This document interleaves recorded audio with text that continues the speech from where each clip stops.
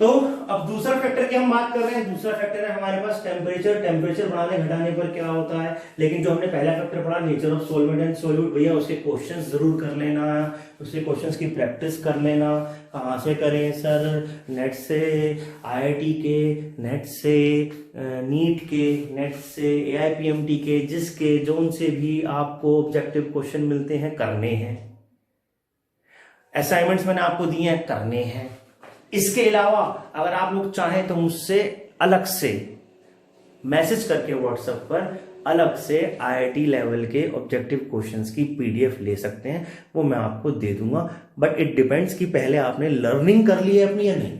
समझ लीजिए, इस जो वीडियो को मैंने आपको भेजा उसको बार बार, जो लास्ट वीडियो है उससे लास्ट वीडियो है, उसको बार बार रिपीट कीजिए, उसको बार बार देखिए, समझिए, सारी बातें याद रखिए, और उसके बाद हम अगली बात करेंगे आगे की, दैट इज टेम्परेचर।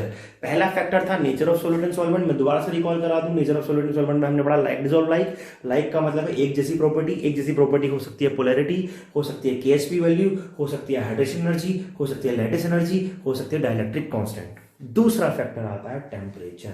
सॉलिड को लिक्विड में डाला, सॉलिड को लिक्विड में डाला, और सॉलिड को लिक्विड में डालने के बाद टेम्परेचर का क्या इफेक्ट होगा? दिमाग में आंसर आ गया है। क्या आंसर आ गया है? दिमाग में आंसर आ गया है सर, सॉलिड को लिक्विड में डालेंगे और उसके बाद अगर टेम्परेचर बढ़ाएंगे तो सॉल्युबिलिटी बढ़ती जाएगी, है ना? ये आंसर आ रहा है ना? टेंशन मत लो, मैं ये नहीं कह रहा हूं गलत है, लेकिन हमें लग रहा है कि भाई ये आंसर आ गया। कैसे सर? हमें पता है, हम घर में चाय बनाते हैं, पानी गर्म करते हैं, चीनी जल्दी घुल जाती है, पानी देर में ठंडा होता है, चीनी देर में घुलती है। नमक के साथ भी ये सर, और नमक पानी छोड़ो, नमक और चीनी छोड़ो, जब सर हम सब्जी बनाते हैं ना तो उसमें जो करी होती है, उसमें जो तेल होता है, जो घी होता है, वो ठंडा होता है। अगर सब्जी को हम फ्रिज में रखते तो ऊपर आ जाता है, और गर्म करते तो घुल जाता है। इसका मतलब ये बात तो पक्की है। क्या बात पक्की है? कि सर टेम्परेचर बढ़ा दो, टेम्परेचर बढ़ाने पर सॉल्युबिलिटी बढ़ जाती है। एग्जाम में क्वेश्चन आ गया। एग्जाम में क्वेश्चन आया क्या? On increasing the temperature the solubility of solid increase, number 1, decrease number 2, both number 3, none number 4। Tick mark क्या हो गया? क्या? इंक्रीज। बाहर आके बोलोगे क्या? भाई का सिलेक्शन पक्का, कद्दू पक्का। कहने की बात है, it can increase, it can decrease also. On increasing the solubility, on increasing the temperature, I'm sorry, the solubility will always increase. No, it's not the fact. In some cases it will increase, in some cases it will decrease. अब कैसे पता लगाएं कि कब बढ़ेगी कब घटेगी? नहीं याद आ रहा? पुराने कर्म है बेटा। एक चैप्टर हुआ करता था 11th में, कहा था 12th उसके बिना टेंशन देगी, that is chemical equilibrium. Chemical equilibrium में पढ़ा Le Chatelier principle. Le Chatelier principle क्या कहता था? When there is an equilibrium and we change the temperature, pressure और concentration, the equilibrium will shift. कहां शिफ्ट होता था? टेम्परेचर बदलने पर कहां शिफ्ट होता था? 2 जगहों पे शिफ्ट हो सकता था, बैकवर्ड फॉरवर्ड, फॉरवर्ड बैकवर्ड। कैसे पता चलेगा? कैसे पता चलता था? The reaction is either exothermic और एंडोथर्मिक। यहां पर भी वही काम करना है बच्चों। हमें लगता है किसी भी चीज की सॉल्युबिलिटी टेम्परेचर बढ़ाने पे बढ़ जाती है, किसी भी चीज की सॉल्युबिलिटी टेम्परेचर घटाने पे घट जाती है, जो कि सही नहीं है। It depends if the process is exothermic और endothermic. The endothermic process are those process in which the heat is given into the substance or given to the process, while the exothermic process is that process in which the heat is evolve। तो temperature के बढ़ने पर solubility बढ़ेगी या घटेगी, इसके लिए आपको आंसर क्या देना होगा? आपको बोलना होगा द सोल्युबिलिटी ऑफ सोल्यूट, ध्यान से सुनिएगा, the solubility of solute in liquid solvent, solid solute in liquid solvent depends on temperature, which can be explained on the basis of Lee-Chatelier principle. The solubility of solid solute in liquid solvent depends on temperature which can be explained on the basis of Lee-Chatelier principle.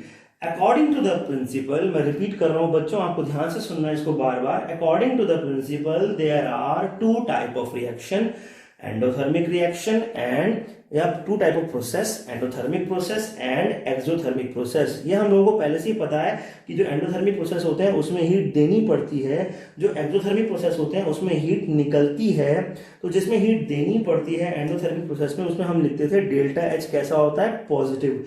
कैसा होता है, positive. Endothermic process में delta H positive होता है, exothermic process में delta H negative होता है. Endothermic, exothermic, solvent plus solute, solution. याद रखना, इक्विलिब्रियम की बात करते ही रिवर्सिबल का निशान आ जाता है. डेल्टा एच कैसा बच्चों, delta H is positive. Solvent plus solute, delta H कैसा बच्चों, delta H negative.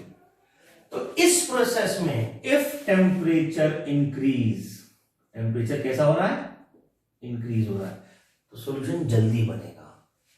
Solubility increase. If temperature increase, solubility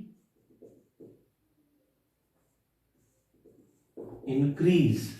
if temperature decrease, solubility decrease. किसमें, एक्सोथर्मिक में. बहुत ध्यान से बोर्ड में देखेगा कि एक्सोथर्मिक में हीट निकल रही है. जैसे चूना और पानी एग्जांपल है इसका. आप चूने को पानी में, कैल्शियम कार्बोनेट को पानी में मिलाते हो तो उसमें हीट निकलती है.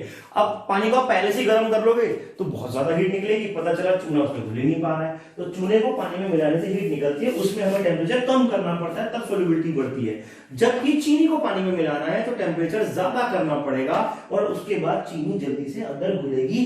तो हम ये नहीं कह सकते कि टेम्परेचर बढ़ाने पे सोल्यूबिलिटी हमेशा बढ़ेगी या घटाने पे हमेशा घटेगी. हम कहेंगे it depends upon the nature of process. Process exothermic है या एंडोथर्मिक है. दोनों का आंसर मैंने आपको दे दिया. थ्योरी में बहुत क्वेश्चन आते हैं. इसके बाद इसमें थोड़ा सा कंपटीशन लेवल ला रहा हूं मैं आप लोगों के लिए. घर बैठे हो थोड़ा पढ़ लो, कोई बात नहीं. अब कई बार कुछ सोल्यूट ऐसे देखे गए जिनके अंदर टेम्परेचर बढ़ाने पर सोल्यूबिलिटी बढ़ती है और फिर धीरे धीरे धीरे धीरे वो सोल्यूबिलिटी घट भी जाती है. इसका मतलब वो टेम्परेचर पर डिपेंड तो कर रहा है लेकिन उसका बिहेवियर चेंज हो रहा है. क्या हो रहा है बच्चों, चेंज हो रहा है. जैसे एक हमारी गुलाबो, जिनको हम बोलते हैं गैब्लुअर सॉल्ट.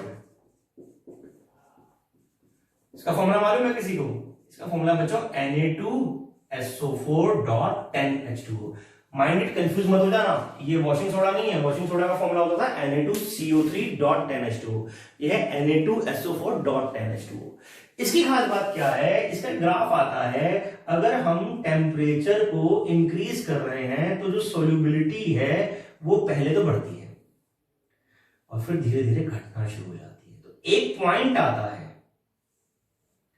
जहां पर सोल्यूबिलिटी कांस्टेंट हो जाती है. इस टेम्परेचर को बोलते हैं ट्रांजिशन टेम्परेचर. जैसे हमने वो पढ़ा था ना अपना, कई बार ना तो SN2 में हमने पढ़ा था, SN2 रिएक्शन ऑर्गेनिक केमिस्ट्री में, ना तो कैटायन बनेगा ना एनायन बनेगा, ट्रांजिशन स्टेट बनेगी. ऐसे हमने रेजोनेंस के अंदर पढ़ी थी ट्रांजिशन स्टेट, ट्रांजिशन मेटल्स. तो ये भी ट्रांजिशन टेम्परेचर कहलाता है. तो Na2SO4 में एक ट्रांजिशन टेम्परेचर होता है जिसके बाद जो सोल्यूबिलिटी है आगे बढ़ाने पर सोल्यूबिलिटी घट जाती है. यानी कि यहां तक, let's say this is point A, this is point B, this transition temperature, this is point C.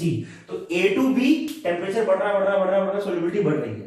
B पर पहुंचने के बाद जैसे ही वो आगे बढ़ेगा, B से आगे बढ़ेगा, सोल्यूबिलिटी घटना शुरू हो जाएगी. तो this B temperature, the temperature at B is called transition temperature. और इस सॉल्ट के लिए मैं बता दूं, वैसे तो आपको याद नहीं करना है, तो इस सॉल्ट के लिए पर्टिकुलर आपको बता दूं, इट इज 32.4 डिग्री सेल्सियस. कितना होता है बच्चों, 32.4 डिग्री सेल्सियस. ठीक. अब इसके बाद ये हो गया हमारे पास next factor, that is temperature. तीसरा फैक्टर आता है बच्चों pressure. This is not in your course so you don't have to worry about this, क्योंकि ये कॉम्पिटिशन लेवल का थोड़ा सा बात थी. तीसरा फैक्टर आता है बच्चों हमारे पास प्रेशर. प्रेशर का क्या इफेक्ट पड़ता है? तो सर प्रेशर का भी वही पड़ेगा जो ली चैटलेर में होता था? नहीं, यहां पंगा है. प्रेशर का सॉलिड की सॉल्युबिलिटी पर कोई इफेक्ट नहीं पड़ता। The pressure do not possess और do not have any effect on the solubility of solid in liquid. Solid, minded solid, gas नहीं, गैस में बहुत इफेक्ट है, लिक्विड में भी थोड़ा बहुत है। सॉलिड का, सॉल्युबिलिटी का, सॉल्वेंट के अंदर प्रेशर पे कोई फर्क, प्रेशर से कोई फर्क नहीं पड़ता। तो तीन बातें आपको, तीन फैक्टर आपको याद रखने थे, nature of solute and solvent, temperature and pressure. तो ये हमारे पास हो गया टॉपिक हमारा complete, that is factor affecting solubility. इसको रिपीट कीजिए, लर्न कीजिए। फैक्टर अफेक्टिंग सॉल्युबिलिटी 1 मार्क्स में से लेकर 3 मार्क्स तक आ सकता है। 3 मार्क्स में आ रहा है तो तीनों फैक्टर्स के बारे में थोड़ा थोड़ा बताना है। 1 मार्क्स में आ रहा है तो वो भी थोड़ा थोड़ा नाम तो बताना ही है। हो सकता है खाली एक ही नेचर ऑफ सॉल्वेंट सॉल्यूट को डिस्कस कीजिए, 3 नंबर में आ जाए तो पूरा डिटेल में बताना पड़ेगा। टेम्परेचर कैसे इफेक्ट करेगा, 2 नंबर में आ गया तो फिर पूरा डिटेल में बताना पड़ेगा। तो इस तरीके से आप आंसर दे सकते हैं।